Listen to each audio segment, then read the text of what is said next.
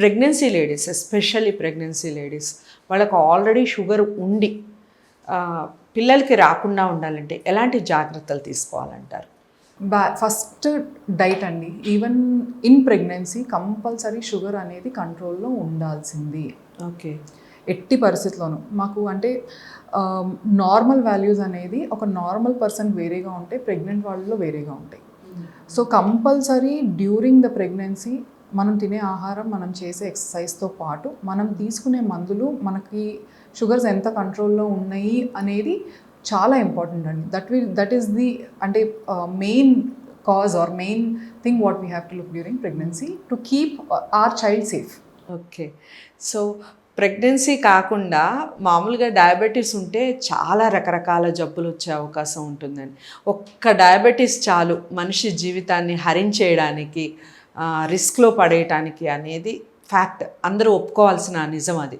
So అందులో భాగంగా మనకి కిడ్నీకి సంబంధించిన సమస్యలు, కిడ్నీ సమస్యలు మనకు వస్తున్నాయి అని ఏదైనా సిగ్నల్స్ కానీ, లేకపోతే డయాబెటీస్ ఎక్కువగా ఉన్న వాళ్ళకి చాలా ఓవర్గా కంట్రోల్ అవ్వట్లేదు, ఇన్సులిన్ వాడుతున్నారు అయినా కంట్రోల్ అవ్వట్లేదు అన్నవాళ్ళు ఏ టైంలో టెస్టులు చేయించుకోవాలంటారు? అంటే కంపల్సరీ డయాబెటీస్ వచ్చిన తర్వాత, అంటే నేను చాలామంది నా పేషెంట్లు కూడా చెప్తాను, డయాబెటీస్ అనేది మన ఒంట్లో ఎటువంటి ఆర్గన్ని వదలదు, ఏం చేసినా వదలదండి. అది మన స్కిన్ అవనియండి, మన కళ్ళు అవనియండి, మన కిడ్నీస్ అవనియండి, హార్ట్ అవనియండి, దేన్ని వదలదు. సో మనకి అందుకని ఏమంటామంటే ఒక కపుల్ ఆఫ్ ఇయర్స్, ఫస్ట్ 5 ఏళ్ళు 10 ఏళ్ళు మన కంట్రోల్లో ఉన్నా లేకపోయినా మనకు తొందరగా కాంప్లికేషన్స్ కనిపించవు. కానీ ఒక 10 ఇయర్స్ అలా వచ్చిన తర్వాత మ్యాండేటరీగా annual health checkups, complete health checkup అనేది డయాబెటీస్ వాళ్ళు చేయించుకోవాల్సిందే. నార్మల్ యూరిన్ టెస్ట్లో కూడా మనకి కిడ్నీ మీద రేపు ఎప్పుడైనా ఇబ్బంది పడుతుందేమో అని చెప్పి ఒక చిన్న ఇండికేషన్ నార్మల్ యూరిన్ టెస్ట్లో కూడా మనకు కనిపిస్తుంది. సో కంపల్సరీ షుగర్ పేషెంట్స్ మన కంట్రోల్లోనే ఉందిలే, మేము ఇంట్లో చెక్ చేసుకుంటున్నాము, మేము 2 ఏళ్ళ నుంచి ఇదే మందులు వాడుతున్నాం, మాకు ఇంట్లో కంట్రోల్లోనే ఉంది, మాకు చాలు అంటారు. అలా కాదండి. కంపల్సరీ ఇంట్లో కంట్రోల్లో ఉంది అంటే 3 నెలలకు ఒకసారి టెస్ట్ చేయించుకోండి.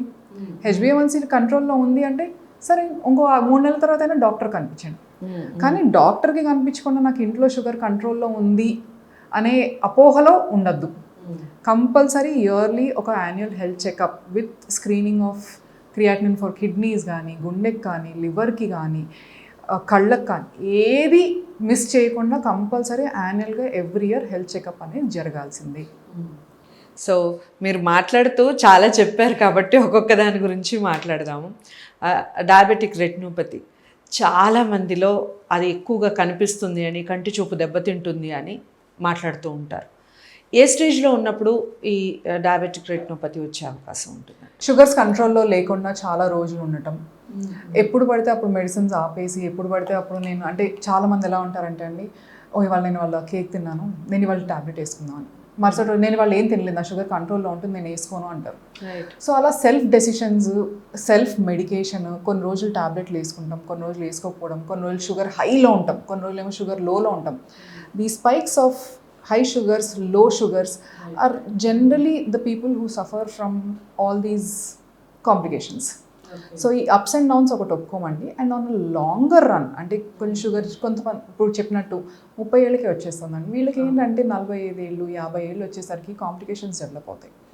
సో అందుకనే డయాబెటిక్ రెటినోపతి అనేది ఒక కాంప్లికేషన్ షుగర్కి. దీంతో ప్రాబ్లం ఏంటి అంటే కంటి చూపండి. ఇప్పుడు అది అంటే మన చుట్టుపక్కల మన ప్రపంచాన్ని మార్చేస్తుంది మన కంటి చూపు లేనప్పుడు. సో అందుకని అంటే ఫస్ట్ మీకు ఎప్పుడైనా ఇలా చూసేటప్పుడు ఎక్కడైనా బ్లాక్ స్పాట్లా కనిపించింది, లేకపోతే ఎక్కడైనా దూద్లా కనిపించింది, నాకు ఏదైనా తేడాగా ఉంది అనగానే వెంటనే మనం వెళ్ళి రెటినా చెక్ చేయించుకుంటే కనుక చిన్న చిన్న లేజర్ ట్రీట్మెంట్స్, లేజర్ కరెక్షన్తో అది ప్రోగ్రెస్ అవ్వకుండా మనం చూడగలుగుతాం. కానీ ఎంత ప్రోగ్రెస్ అవ్వకుండా ఉండాలి అంటే ఓన్లీ లేజర్ కాదండి, మ్యాండేటరీగా మీ షుగర్ కంట్రోల్లో ఉండాల్సింది. సెల్ఫ్ మెడికేషన్ అనేది జరగదు, అప్స్ అండ్ డౌన్స్ అనేది జరగదు. ఓకే. సో ఇంకొక ముఖ్యమైన విషయం ఏంటంటే ఈ డయాబెటీస్తో పాటుగా మనం మామూలుగా ఈ ఒబెసిటీ అనేది మేజర్ ప్రాబ్లం అయిపోయింది ప్రతి ఒక్కళ్ళు. ఇంటికి ఒకళ్ళు కాదు, ఇంట్లో అందరూ మ్యాక్సిమం జంక్ ఫుడ్ ఎక్కువగా తినడం అలవాటు అయిపోయింది. కాబట్టి ఒబిస్ వల్ల కూడా డయాబెటీస్ వచ్చే అవకాశం ఉంటుంది. ఎస్ అండి, లైఫ్ స్టైల్ ఖచ్చితంగా. Obesity is one of the main Main reason reason for ఆ? డయాబెటీస్. Okay, okay. అంటే ఇమాజిన్ మోడీ గారే స్టేట్మెంట్ ఇచ్చారు ఒబేసిటీ గురించి అంటే అది ఎంత ప్రివలెంట్గా ఉంది అని. It is a silent killer. It is the main cause for any life style disorders. Sugar కానీ, బీపీ కానీ, థైరాయిడ్ కానీ, cholesterols, heart attacks, anything. Obesity ఒక మూల కారణం. సో ఒబిస్ ఉన్న వాళ్ళు డయాబెటీస్ బారిన పడకుండా ఉండాలి అంటే ఎలాంటి జాగ్రత్తలు తీసుకోవాలి? మెయిన్గా చెప్పేవి రెండండి. మనం తినే ఆహారం, మనం ఎన్ని క్యాలరీస్ తింటున్నాం, ఎన్ని క్యాలరీస్ ఖర్చు పెడుతున్నాము అనే సింపుల్ క్యాలిక్యులేషన్ మీద మనం బరువు తగ్గుతాం, పెరుగుతాం, జరుగుతామండి.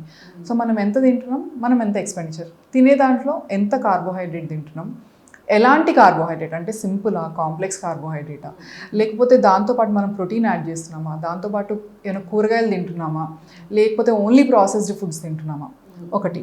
రెండోది మనం ఎక్స్పెండిచర్ అంటామండి, క్యాలరీ ఎక్స్పెండిచర్ అంటే ఎంత కరగబెడుతున్నాము అని, ఏం చేసి.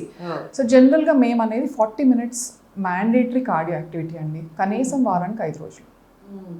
కార్డియో యాక్టివిటీ 5 రోజులు 40 minutes every day cardio activity. వాళ్ళ ఇష్టం అండి, వాకింగ్ అంటారా, జాగింగ్ అంటారా, రన్నింగ్, స్విమ్మింగ్, అంటే we have so much of options around us. But మనం ఎంతవరకు ఉపయోగించుకుంటున్నాము అనేది మన చేతిలో ఉంటుంది. రైట్. సో ఇంకొక ముఖ్యమైన విషయం, మీరు కార్డియాక్ గురించి మాట్లాడారు కాబట్టి డయాబెటీస్ వస్తే కంపల్సరీ 100% అని చెప్పొచ్చు అని చాలామంది డాక్టర్స్తో మాట్లాడిన తర్వాత నిజంగా ఒక రకంగా భయం వేస్తుంది. డయాబెటీస్ ఉన్న వాళ్ళు ఖచ్చితంగా కార్డియాక్ ప్రాబ్లమ్స్ వచ్చే అవకాశం ఉంటుందంట. ఖచ్చితంగా రావాలి అని ఏం లేదండి. బట్ అగైన్ కీ ఫ్యాక్టర్స్, ఎంత కంట్రోల్లో ఉంచుకుంటున్నాం, మనం ఎంత యాక్టివ్గా ఉంటున్నాం, మనం ఏం తింటున్నాము అనే దాన్ని బట్టి మన కార్డియాక్ అసలు అంటూ లోడ్ పడుతుందండి. అసలు పడకుండా అంటూ అనేది ఉండదు. కానీ ఆ లోడ్ని మనం ఎంతవరకు కంట్రోల్ చేస్తాము, అది ఎక్కడి వరకు ఆపుతాము అనేది మన చేతిలో ఉంటుంది.